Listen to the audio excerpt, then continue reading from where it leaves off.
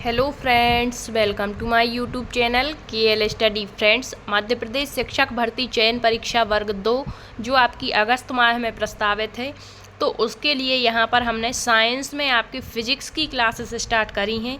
तो ये हमारी क्लास नंबर 2 रहेगी। इससे पहले फ़र्स्ट क्लास आपकी हो चुकी है और इसकी हमने अलग से प्लेलिस्ट भी बना दी है। तो यदि आपने फ़िज़िक्स की बिल्कुल भी तैयारी नहीं की है तो यहाँ आप जुड़ सकते हैं और बिल्कुल शुरुआत से सारी चीज़ें आप समझ सकते हैं, ठीक है। और यदि आप साइंस वर्ग 2 के लिए बायोलॉजी और केमिस्ट्री की क्लासेस देखना चाहते हैं तो बायोलॉजी की जो क्लासेस हैं, मतलब जो पात्रता परीक्षा में जितने भी टॉपिक दिए गए हैं तो लगभग वो क्लियर ही हो चुके हैं। 65+ क्लासें आपको देखने को मिल जाएंगी और आप एक क्लास देखिएगा, इससे ही आपको अंदाज़ा लग जाएगा कि कितनी थ्योरी आपकी यहाँ पर है और किस तरीके से आपको थ्योरी कवर कराई गई है, ठीक है। तो आपको MPTET वर्ग 2 चयन परीक्षा बायोलॉजी के नाम से प्लेलिस्ट मिल जाएगी। इसी तरीके से केमिस्ट्री के नाम से अलग से प्लेलिस्ट बना दी है। तो केमिस्ट्री की भी लगभग 25+ क्लासें हो गई हैं, ठीक है। तो जितने भी टॉपिक आपके केमिस्ट्री और फिजिक्स के और बायोलॉजी के सिलेबस में दिए गए हैं, पात्रता परीक्षा वाले सिलेबस में, तो वो सारे के सारे टॉपिक आपको एक जगह देखने को मिल जाएंगे। और इसमें आपकी पूरी NCERT के साथ साथ अदर ऑथेंटिक बुक्स का भी डाटा मिल जाएगा, क्योंकि आपके पास में NCERT होगी, आपने देखा होगा वहाँ पर कुछ ऐसी चीज़ें जो डीप में नहीं दी गई हैं, ठीक है। केवल हाईलाइट करके कुछ फैक्ट टाइप के दे दिए हैं, तो इतने से काम नहीं चलने वाला, क्योंकि जब मेन सब्जेक्ट पूछा जाता है तो वहाँ चीज़ें आपको बेसिक से हाई लेवल तक की पूछ ली जाती हैं, ठीक है। तो थोड़ा सा आपको और अपने से अधिक तैयारी करनी है ताकि आप स्कोर अच्छा कर पाएँ और अपना जो एग्ज़ाम है उसके लेवल को समझ पाएँ कि किस तरीके से क्या कुछ क्वेश्चंस बनते हैं। और बायोलॉजी के जो है आपको प्रैक्टिस सेट भी देखने को मिल जाएंगी। तो जो कोशिका वाला फर्स्ट टॉपिक आपका बायोलॉजी का सजीव जगत है, तो उसके प्रैक्टिस सेट भी हमने आपको करवाए हुए हैं और वो भी कंटिन्यू करने का प्रयास करते हैं, क्योंकि यहाँ पर आपको बता दें मेहनत बहुत अधिक लगती है, तब जा कर के आपके सामने ये चीज़ें आपके सामने हम ले करके आ पाते हैं, ठीक है। और जब रिस्पॉन्स नहीं मिलता तो फिर इच्छा भी नहीं होती किसी चीज़ को करने की। तो थोड़ा सा आप लोग यदि क्लासेस पसंद आती हैं तो शेयर ज़रूर करें। और यहाँ पर फिजिक्स की यदि आप फर्स्ट क्लास देखेंगे तो वहाँ पर आपका जो जैसे आपका सिलेबस दिया गया है पात्रता परीक्षा का, उसमें आपके फिजिक्स का फर्स्ट टॉपिक आपको मापन दिया गया है।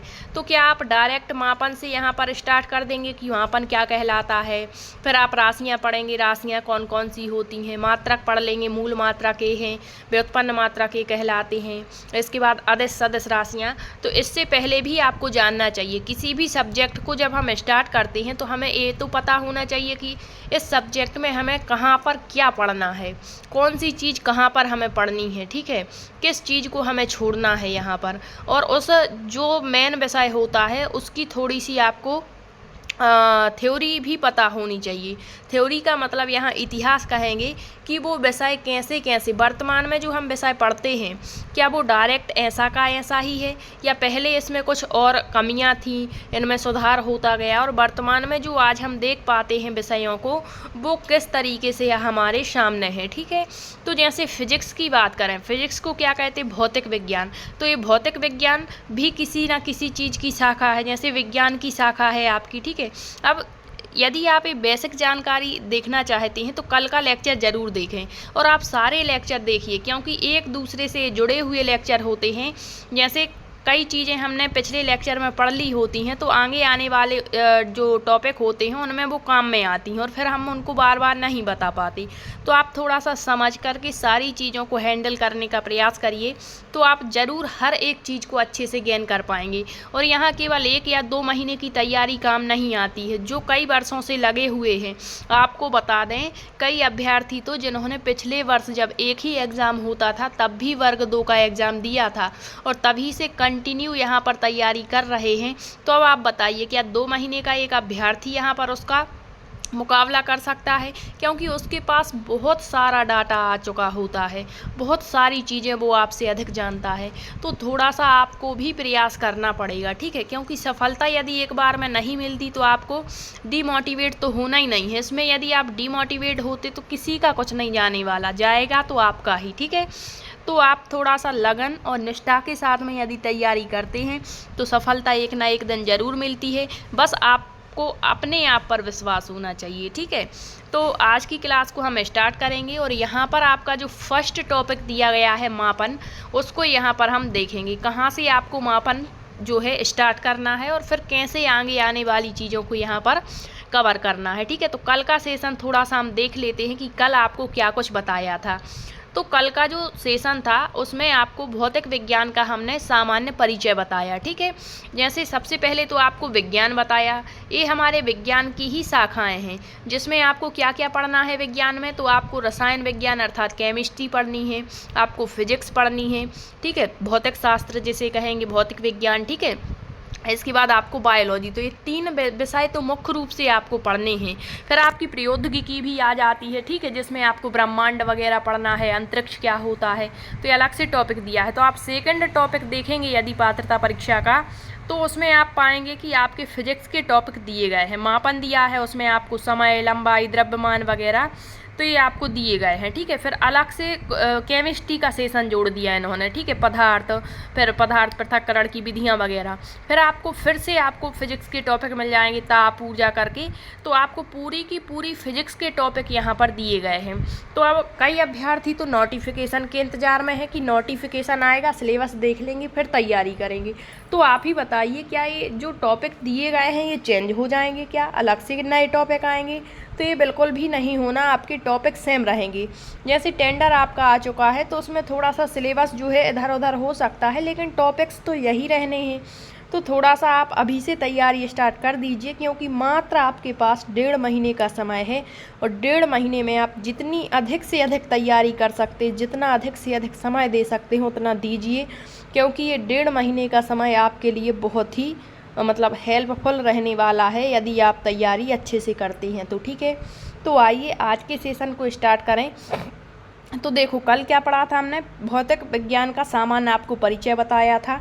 तो सबसे पहले तो हमने आपको विज्ञान बताया कि विज्ञान है क्या। ठीक है, वैसे तो विज्ञान को परिभाषित करना कठिन है, लेकिन फिर भी हम कहेंगे कि जो विज्ञान है, विज्ञान शब्द जो है इसे इंग्लिश में क्या कहते हैं, साइंस।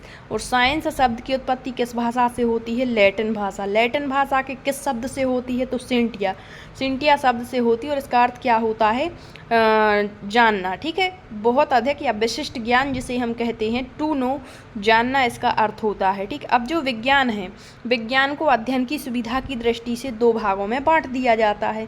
तो वो 2 भाग कौन कौन से हैं, तो आपको कल बताए हुए थे। एक तो आपका भौतिकीय विज्ञान, भौतिक नहीं, यहाँ पर कौन सा, भौतिकीय विज्ञान।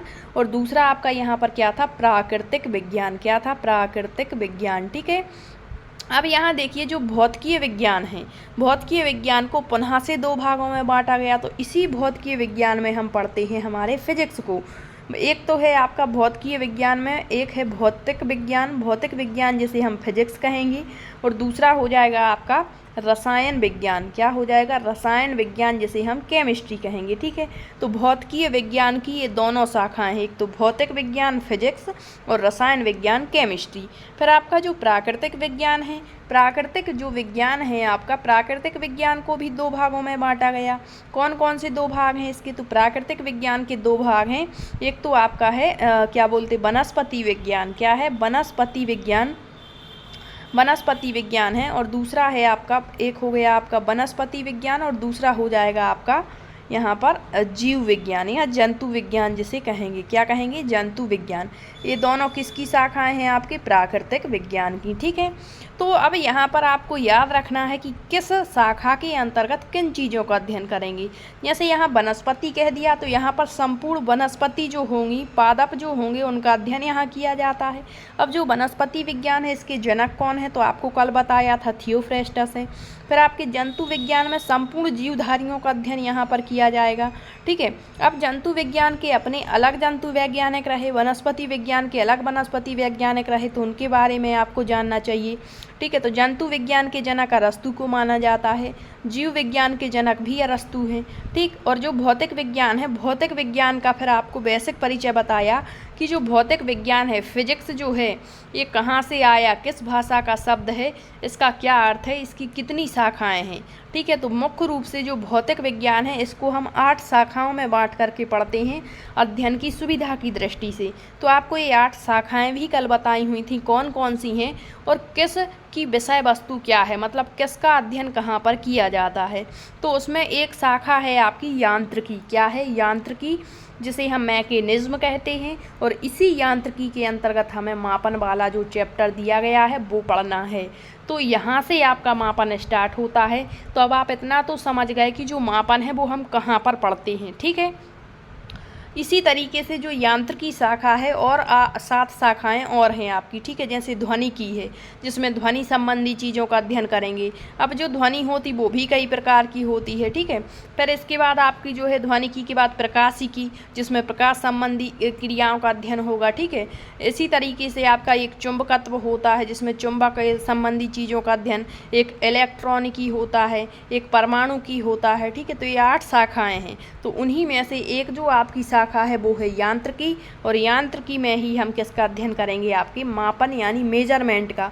अब जो मापन वाला टॉपिक है बहुत ही बड़ा है और इससे बहुत ज़्यादा न्यूमेरिकल क्वेश्चन बनते हैं। तो मापन में आपको भौतिक राशियाँ पढ़नी हैं। भौतिक राशियों के बाद आपको जो है मात्रक पढ़ने हैं। मात्रक के बाद आपको जो राशियाँ होती सदिश और अदिश वो पढ़नी है। इसके बाद आपको प्रत्येक चीज़ की विमा कैसे निकाली जाती है, इसका विमीय सूत्र क्या होता है। बहुत बड़ा ये चैप्टर है। तो स्टार्ट हम इस तरीके से करेंगे कि आपको हर एक चीज़ समझ में आती जाए। ठीक है, तो देखिए सबसे पहले जो मापन है, मापन तो आप समझते, मापन का मतलब ही होता है किसी दूसरी चीज़ से तुलना करना।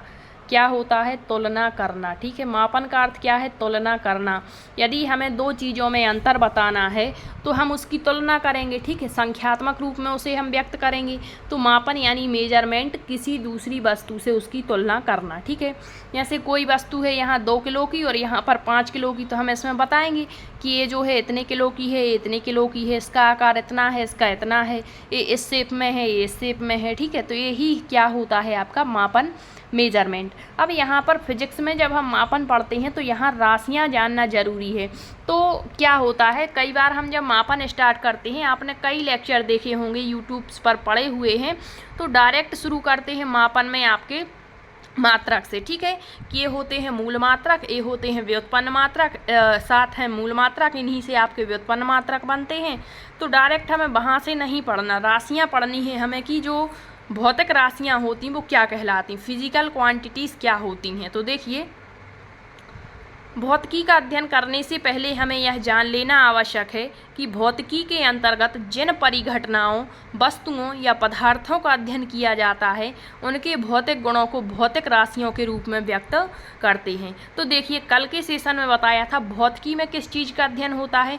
तो ब्रह्मांड में आप जितनी भी चीज़ें देख रहे हैं जो द्रव्य और आपके ऊर्जा से मिलकर बनी हैं, इनके अंतर संबंधों से मिलकर बनी हैं, वो सब का अध्ययन कहाँ पर होगा? आपके भौतिकी में। अब ये द्रव्य क्या है? आपका द्रव्य जिसे हम क्या कहते हैं? मैटर कहते हैं। क्या कहते हैं?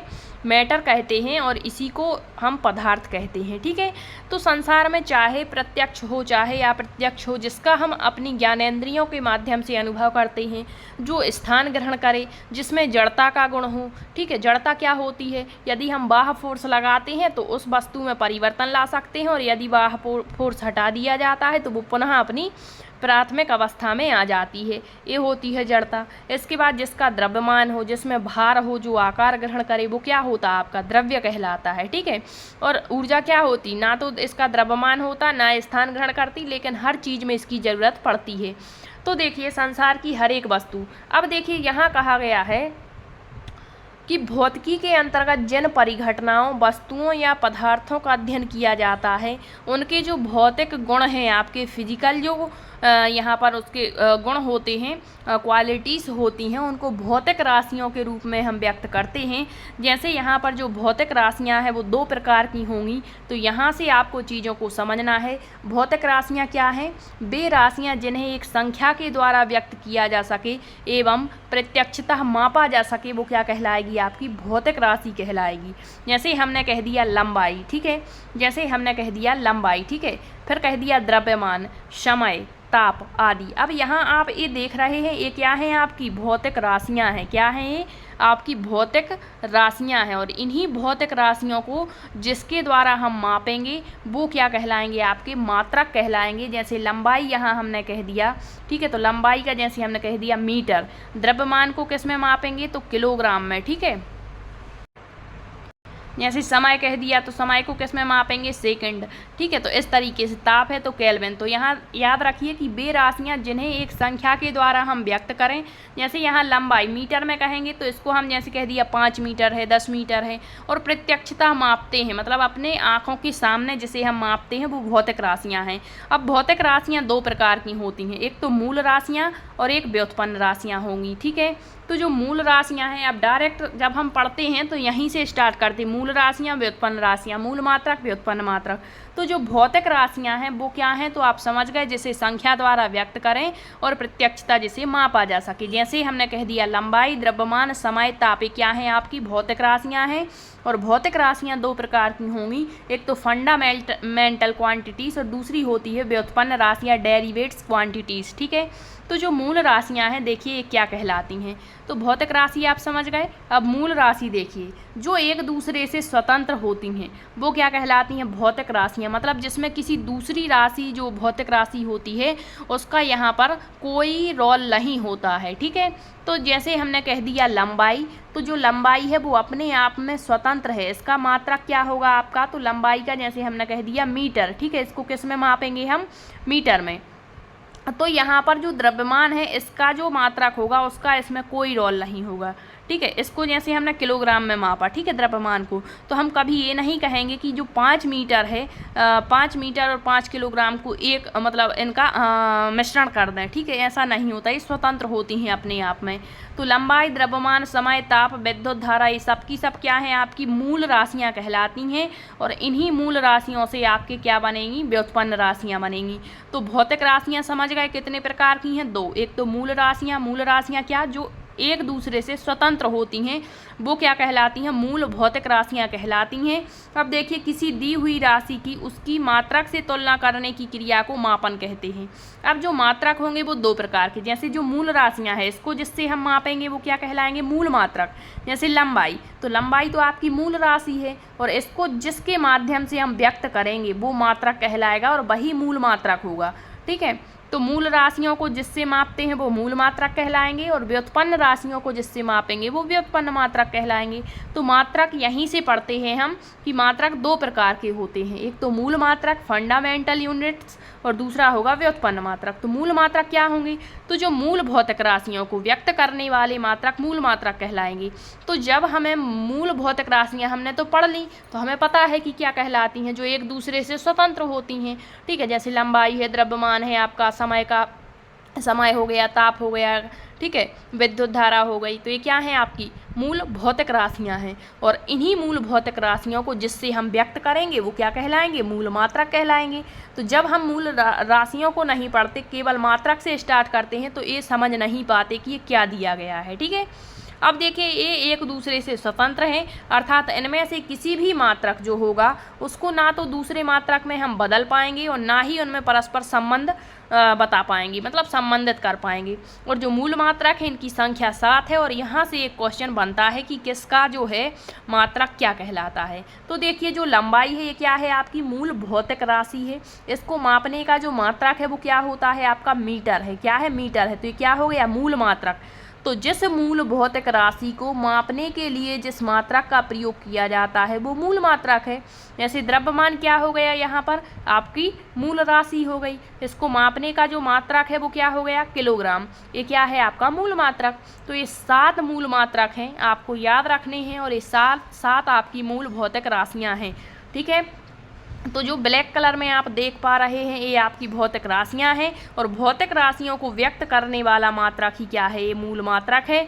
तो ये 7 के साथ अभी के अभी आप रट लेंगे, क्योंकि इन्हीं 7 का उपयोग होगा आपकी व्युत्पन्न राशियों को बनाने में, व्युत्पन्न मात्रक में इसका यूज होता है। इन्हीं से आपके फिर व्युत्पन्न मात्रक बनेंगे, ठीक है। तो देखिए, लंबाई का मीटर, द्रव्यमान का मात्रक है किलोग्राम, इनके आपको संकेत भी याद रखने हैं, मीटर, ठीक है, इसका किलोग्राम हो गया, समय का सेकंड, विद्युत धारा का एम्पियर हो गया, ठीक। इस तरह से ताप का केल्विन, ज्योति तीव्रता का कैंडेला, पदार्थ की मात्रा का मोल। तो ये 7 मूल मात्रक अभी आप रट लेंगे, ठीक है। अब देखिए भौतिक राशियाँ आपने पढ़ी। भौतिक राशियाँ कितने प्रकार की हैं? 2 प्रकार की। कौन कौन सी? एक तो मूल भौतिक राशियाँ और दूसरी व्युत्पन्न भौतिक राशियाँ।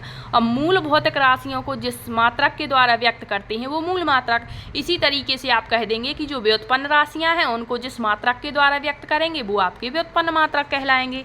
तो डेरिवेट्स क्वांटिटीज़ क्या होती हैं? व्युत्पन्न राशियाँ, मतलब जिसको दूसरी राशियों से उत्पन्न किया गया है वही तो व्युत्पन्न होंगी। तो जो ये व्युत्पन्न राशियाँ हैं इनको मूल जो भौतिक राशियाँ भी हम पढ़ के आए हैं 7, उनकी सहायता से प्राप्त किया जाता है। तो वो क्या कहलाती हैं? आपकी व्युत्पन्न राशियाँ कहलाती हैं। जैसे कह दिया क्षेत्रफल। अब क्षेत्रफल का जो आपका मात्रक होगा ये तो आपकी व्युत्पन्न राशि हो गई। अब इसको कैसे वहाँ से बनाया गया? तो देखिए इसका मात्रक होता है जैसे वर्ग मीटर, ठीक है। तो मीटर तो हम पढ़ के आए कि ये लंबाई का मात्रक है और लंबाई आपकी क्या है? मूल राशि है और इसका जो मूल मात्रक है वो मीटर है। अब यहाँ वर्ग मीटर, तो मीटर तो हमने पहले ही पढ़ लिया। अब यहाँ मीटर गुणा मीटर, जब तो वर्ग मीटर बना तो हुआ ना इसका यूज कि नहीं हुआ, ठीक है। तो इसी तरीके से आप सब में देखेंगे कि मूल राशियों का प्रयोग यहाँ पर किया गया है व्युत्पन्न राशियों को बनाने में, ठीक है। जैसे आयतन कह दिया तो आयतन का होता है घन मीटर। क्या होता? घन मीटर। तो इसमें मीटर मीटर मीटर का यूज हुआ ना, ठीक है। तो मीटर तो लंबाई का मात्रक है। फिर यहाँ ये घन मीटर कैसे आ गया? तो उसका प्रयोग करके यहाँ पर इनको बनाया गया है, ठीक है। तो भौतिक राशियाँ आप व्युत्पन्न राशियाँ आप समझ गए होंगी। मूल भौतिक राशियों की सहायता से प्राप्त भौतिक राशियों को व्युत्पन्न भौतिक राशियाँ कहते हैं या व्युत्पन्न राशियाँ कहते हैं। अब ये कौन कौन सी हैं? तो ये कई हो सकती हैं। क्षेत्रफल है, आयतन है, दाब, घनत्व, चाल।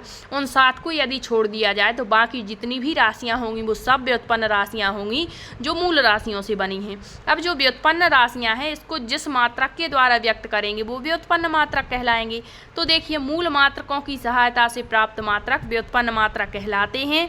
जैसे यहाँ कह दिया क्षेत्रफल। क्षेत्रफल का क्या है आपका? वर्ग मीटर, ठीक है। मीटर गुणा मीटर, तो मीटर तो लंबाई का था और यहाँ पर उसी का उपयोग करके इसको बनाया गया, तो ये क्या हो गया? व्युत्पन्न मात्रक। आयतन का मात्रक क्या है आपका? घन मीटर, ठीक है, घन मीटर। तो इसी तरीके से आप सबके निकाल सकते हैं। तो ये होती हैं आपकी भौतिक राशियाँ। भौतिक राशियाँ यदि आप समझ गए तो फिर आप मात्रक भी समझ जाएंगे, ठीक है। तो इतना तो आप समझ गए होंगे कि भौतिक राशियाँ क्या हैं। भौतिक राशियाँ 2 प्रकार की होती हैं, मूल राशियाँ और आपकी व्युत्पन्न राशियाँ। मूल राशियाँ जैसे हमने कह दिया लंबाई, ठीक है। इसके बाद हमने कह दिया द्रव्यमान, कह दिया समय। तो ये मात्रक नहीं है, ये क्या है? मूल राशियाँ हैं। अब इनको जिस मात्रक से व्यक्त करेंगे वो क्या कहलाएंगे? मात्रक। मूल मात्रक मूल राशियों को व्यक्त करेंगे, व्युत्पन्न मात्रक व्युत्पन्न राशियों को व्यक्त करेंगे, ठीक है। तो इतना यदि आप समझ गए हैं तो अगले सेशन में अब हम पढ़ेंगे आपकी राशियों को। अदिश राशियाँ क्या होती हैं और सदिश राशियाँ क्या होती हैं, ठीक है। अदिश और सदिश को जानने से पहले ये इसीलिए ज़रूरी था क्योंकि जब तक आप भौतिक राशियों को, मूल मात्रकों को, भौतिक के बाद में व्युत्पन्न राशियाँ, व्युत्पन्न मात्रक इनको नहीं समझेंगे तो अदिश और सदिश मतलब डायरेक्ट यदि हम उन चीज़ों को पढ़ते हैं तो ये चीज़ें कुछ छूट जाती हैं। यहाँ से क्वेश्चन खूब पूछे जाते हैं, ठीक है। तो आई होप आपको इतना जो डाटा है वो अच्छे से समझ में आ चुका होगा। अब हम अगले सेशन में आपकी अदिश और सदिश राशियाँ और उसके आने वाले जो आगे के टॉपिक्स होंगे उनको कवर करेंगे।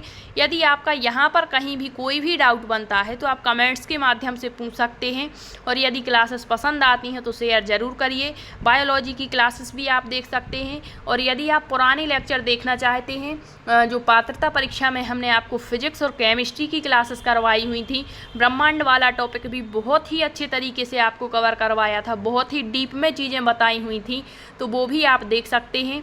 और आपका जो है जो एग्ज़ाम है उसका नोटिफिकेशन भी बहुत ही जल्द आपको देखने को मिलने वाला है क्योंकि आपका जो इलेक्शन था वो हो चुका है और आपकी जो चीज़ें हैं वो कंटिन्यू तरीके से यहाँ पर की जा रही हैं। तो आपका जो नोटिफिकेशन है वो आपको लगभग 10 से 15 दिन के बीच में देखने को मिल जाएगा क्योंकि लगभग 45 दिन के पहले आपका जो है नोटिफिकेशन आ जाता है।